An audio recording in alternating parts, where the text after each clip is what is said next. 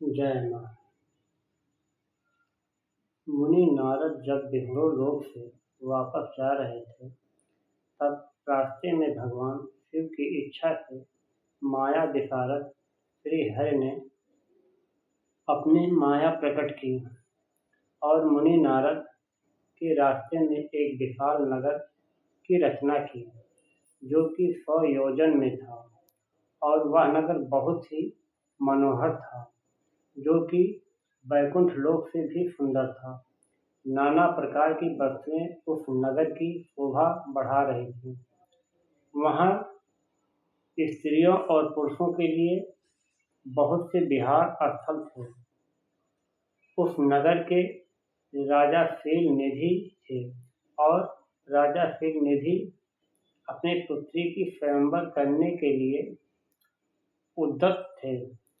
और राजा शीलनिधि महान उत्सव का आयोजन किया था और उस स्वयंवर आयोजन में बहुत से राजकुमार पधारे थे, जो नाना प्रकार के वेशभूषा से सुंदर थे।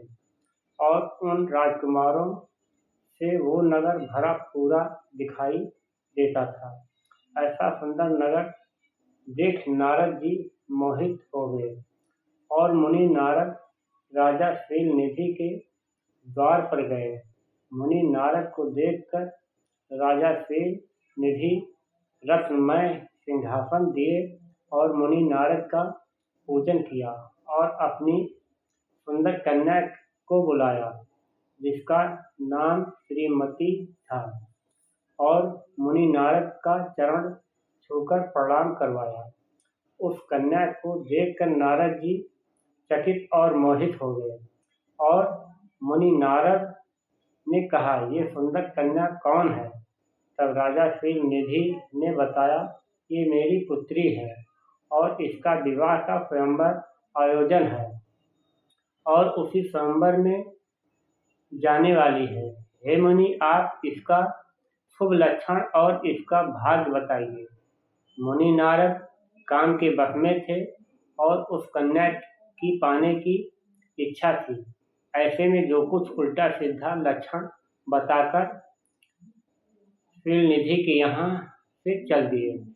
और अब मुनि नारद के मन में श्रीमती को पाने की उपाय सोचने लगे और ऐसा विचार करते हुए विष्णु रूप पाने के लिए विष्णु लोक चल दिए।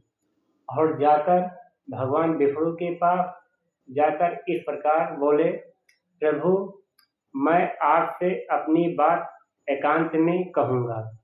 तब विष्णु ने एकांत में अपनी व्यथा कह सुनाई।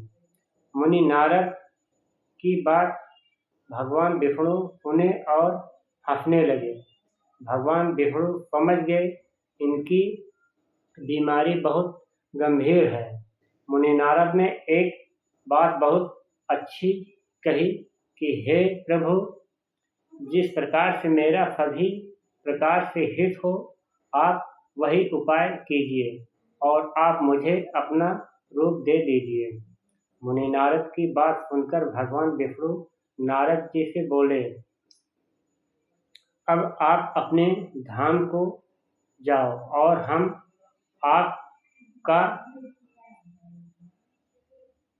रोग के हिसाब से दवा दूंगा। भगवान विष्णु पूरा शरीर का स्वरूप दिया और मुख बंदर का दे दिया। नारद मुनि वहां से चल दिए। यह देखकर बहुत खुश हुए और उस स्थान पर गए जहां राजा शीलनिधि के पुत्री श्रीमती का आयोजन स्वयंवर का था। मुनि नारद बार बार यही सोचते थे कि अब हमें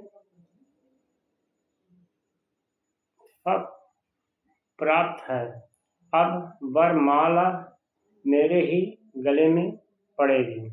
राजकुमारी स्वयंवर के बीच में आकर खड़ी हुई और श्रीमती अपने अनुसार वर न पाकर उदास हुई। परंतु कुछ ही क्षण में एक राजा के समान विष्णु भगवान आए और कन्या को लेकर आदेश हो गए और सभी राजा इधर उधर देखते रह गए। शेष की कथा आगे अगले वीडियो में। धन्यवाद। सब्सक्राइब, फॉलो, कमेंट करना ना भूलें।